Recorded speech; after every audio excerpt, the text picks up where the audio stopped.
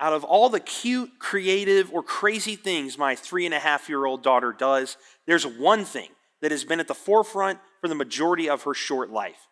As kids are born and go through their toddler years, their minds move and their brains develop at a blistering pace. And because of this, the things that they're into, the stuff that they like, and their mannerisms, they change all the time, day to day it feels like. For example, as my daughter was first learning how to speak, she couldn't pronounce anything correctly. And this, of course, is normal in toddlers, but it was like literally anything. An elephant she called an ease. Outside was called ice. Daddy was called brickhead. Okay, I'm just kidding. She didn't say that. The word dark, though, was actually kind of close. She said doik. There are a ton of other examples I could list, but even in a year's time or so, she's significantly better in her speech, and all those mispronunciations have been corrected, except for brickhead. Something she's been doing more recently is what she calls double egg jumps. Now, don't ask me why she named it that. I legit have no idea. All it is a front flip on the couch, but what's super cool and unique about it is that no one actually taught her how to do it. She just figured it out on her own. Bam. Like it's a clean front flip. No joke, no hands.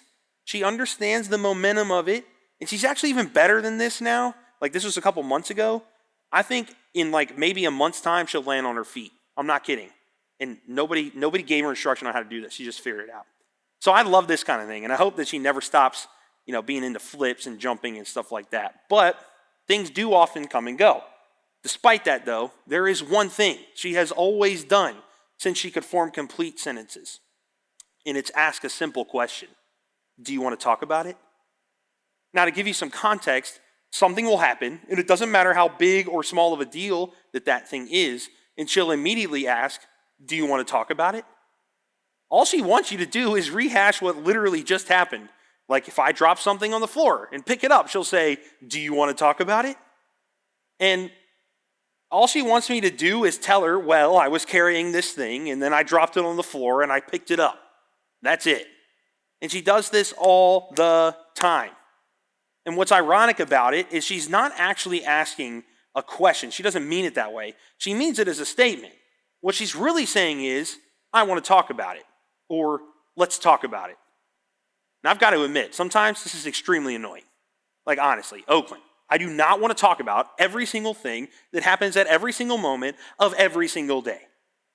But most of the time, for real, I love it. And I will really miss it when she stops doing it someday. But what I hope she never loses is how much she loves to talk about everything. Because let's be real, most of us don't want to talk about everything, do we?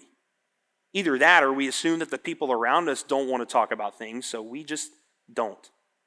Now, the easy stuff, sure. Most of us are fine talking about the lighthearted, surface level, zero risk stuff like sports, movies, funny videos, the person we like, stuff like that. Even the most introverted people will do this with other people. But as we know, life isn't always easygoing all the time. We make mistakes we wish we could take back. People hurt us in ways that stay with us for a long time. We have thoughts that go through our minds that scare us. We don't talk about that stuff, really. And maybe more than anything else, not nearly enough of us have open and honest conversations about mental health. And that's why for the next 3 weeks, we're going to do just that. Because if there's one place we ought to be able to discuss mental health and not feel judged or unsafe, it's the church. Unfortunately, the church, like as a whole, I don't mean PCC specifically, I mean historically, has mostly shied away from this topic and pushed back anyone who may have brought it up. And it's not because the Bible doesn't address it or God doesn't care about it. It does address it, and He does care about it. So as the mental health crisis continues to grow and affect more and more people, the church must talk about it. We must talk about it. And I'm confident that if we'll start this dialogue and create a safe space to have it, all of us can do our part in helping, healing, and restoring those around us who struggle. So let me ask you, do you want to talk about it? Yeah, let's talk about it. And we're going to start right off the bat and say that mental health is an expansive and complex subject. There's no way we're going to be able to tackle everything there is to say about it in 3 15 to 20-minute talks. On top of that, there's still a lot about it that we don't understand. We don't fully understand how the brain or the mind works. So there's going to be plenty that we can't cover, and we know that. So what we've decided to do, and what we feel like is most important right now, is to really start at the beginning. Let's define mental health, and then let's figure out how it might affect us, and then let's discover our role in helping others and those around us who aren't healthy. And if we can do these three things at a minimum in 3 weeks, then we're going to do a lot of good work. We're going to cover a lot of ground about mental health. So let's start by defining it. What is mental health? Well, to boil it down to a sentence or two, mental health includes our emotional, physiological, and social well-being. It also helps determine how we handle stress, relate to others, and make choices. And this short definition comes directly from mentalhealth.gov, and it actually does a really good job of summing all of it up. But if you're anything like me, this isn't extremely helpful, especially if you don't really know much about mental health already, because there's a lot here, a lot of big words, and it includes a lot. What is helpful for me is comparing it to other types of health. For example, most of us know what physical health means, right? Like, to be physically healthy, your weight needs to be at the appropriate place for your age and your height. Your body fat percentage needs to be at a certain level. Your heart and your lungs, other organs and muscles need to all be taken care of and maintained. And you need to be, by definition, virus or disease free if you're going to be at the top of physical fitness. If all of these things were how they should be, then you'd be considered physically healthy.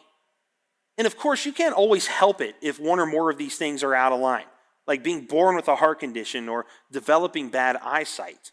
And there's no shame in any of that in any way. But by definition, you're not as physically healthy as someone who doesn't have those issues, and that's okay. But this is the same with mental health. To be mentally healthy, your mood is almost always in the right place, meaning positive, favorable life events make you feel good and happy, as they should, whereas negative, unfavorable life events can make you feel sad or hurting, like they should. In either case, your general outlook on life is a positive one, and you are able to come out of the darkness we all experience at a fairly quick pace. Mentally healthy people have a more favorable stance on their own self-worth. They understand that they have value, but at the same time, they don't consider themselves to be God's gift to the earth. There's a balance here, and being too far skewed in either direction is considered unhealthy. Mentally healthy people usually work productively, they cope more easily, and they make meaningful contributions to their communities. And just like physical health, it's not always a person's fault that they're not in good mental health. In fact, this is probably much more so in this case. Being born with a chemical imbalance in the brain, being a victim of deep trauma in their past, or inheriting something from their parents are just some of the ways we can be mentally unhealthy. But let me say the same thing I said earlier. There is no shame in this whatsoever. Just as a quick aside, there is a third branch of our health that's equally as important as the other two, and that's spiritual health.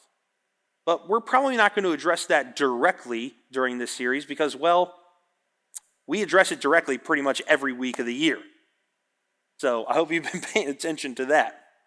Anyway, I hope that this comparison helps you understand a little more about what mental health refers to. Again, even this is a short definition when you consider just how vast of a subject this really is, but I think it's a good starting space. So, how does mental health affect us? Well, this is where the Bible can really help, I believe. Because if you're anything like me, then if you just hear someone rattle off a lecture-style list of the effects of mental health on our lives, you'd probably be asleep in the next couple of minutes. But hearing an interesting, true story about how this has affected someone else, now we're getting somewhere. Truth is, there are a lot of stories we could find in Scripture that clearly display people wrestling with their mental health.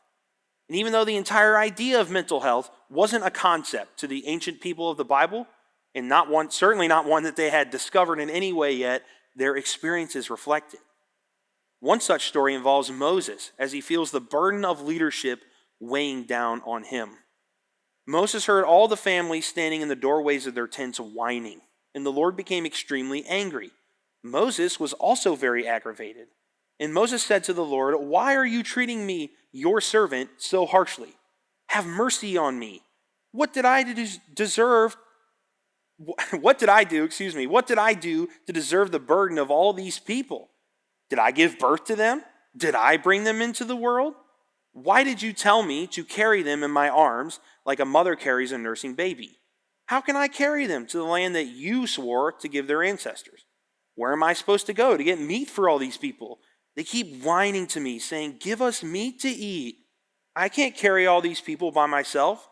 The load is far too heavy." I added some of my own inflection there, but I can imagine he's extremely frustrated. Let me give you some context just in case you don't know. Moses was called by God to lead the Israelites, or God's people as they're sometimes called, out of their slavery in Egypt. Despite a little bit of protest, Moses goes into Egypt and with God's power convinces Pharaoh to let them all go. So they go. They head northeast through the desert and arrive on the border of what would become Israel, which God had promised to give them. Except when they get there, they all wimp out because other people are already there and they don't want to mess with them. So God gets angry and tells Moses to lead them back into the desert for 40 years. And almost the entire time they wander the desert, they complain about it. They complain about God, about Moses, the desert itself, and of course, the food situation. What's crazy is that God had been providing them food for free by essentially making it rain out of the sky. And yet, they wanted something else. The miraculous food rain wasn't enough for them. They wanted steak. And when you put it like that, you can't really blame them, right? All right, anyway, but that's what's happening here. Moses had to listen to these people complain for years at this point, and he's just done. He feels like he's the only one responsible for all these people, which was probably in the millions, by the way, and the burden of leading them makes him reach a breaking point. He says, "Why are they my responsibility? Did I give birth to them? Am I their mama? Are they my children? Are they just going to keep asking for meat, more meat, more meat? I can't take it. I'm done. I cannot do this anymore." And if we stop at the end of this, right here at verse 14, the load is far too heavy, you might be able to say, well, yeah, he's super frustrated, but who wouldn't be? He's stuck in the desert leading this group of people who won't listen to him or respect him, and he still might have a couple more decades of it. I think any sensible person would feel like this. And you'd probably be right. Except, Moses goes on in verse 15, and this is where we get the clear hint that maybe more was going on with him. If this is how you intend to treat me, he's talking to God, just go ahead and kill me. Do me a favor and spare me this misery. Wow. Moses went from really frustrated to literally asking God to take his life right then and there. It doesn't say it, but clearly Moses wasn't mentally healthy. People who are, they don't want someone to end their life. And yeah, I get it. Sometimes people use this sort of sentiment as a joke, although I don't really condone that. If you're sitting through an extremely boring class or lecture, you might say, just end this now. Some of you might even think that when I talk, but I'm not going to take that personally. But I really don't think that's what's happening with Moses. I think he means this. I really think he wants God to kill him. And if we look at the story as a whole, we look at Moses' rant as a whole, we can find out the root of how he got to this place. And yeah, we already mentioned all the stress he must have been under, but there was something else. Something Moses was missing that, had he had it, would have taken some of the stress off his shoulders, and most likely would have prevented him from asking God to kill him. And God saw this too. Because the Lord said to Moses, "Gather before me 70 men who are recognized as elders and leaders of Israel. Bring them to the tabernacle," which you can just consider the church, "to stand there with you. I will come down and talk to you there. I will take some of the spirit that is upon you, and I will put the spirit upon them also. they will bear the burden of the people along with you, so that you will not have to carry it alone. The burden of Moses' solo leadership pushed him close to his breaking point. But what truly got him there is that he was alone. He didn't have anyone who could relate to him. He didn't have people around him who understood what it was like to go through what he was going through, and therefore, he wasn't talking about it with anybody. And what's crazy is even though he had complete access to God himself, he still needed people beside him to walk with him through his battle with mental health. And God knew this. So he provided Moses with the support he needed that day. And look, I can't guarantee that this still wasn't a hard thing for Moses to do. I'm sure that it was. And this is not the last time he'd be frustrated, but it is the last time he'd ever say anything like that again. This part of Moses' life helps us to see some of the effects of poor mental health that it can have on us. It changes the way we think, preventing us from thinking clearly.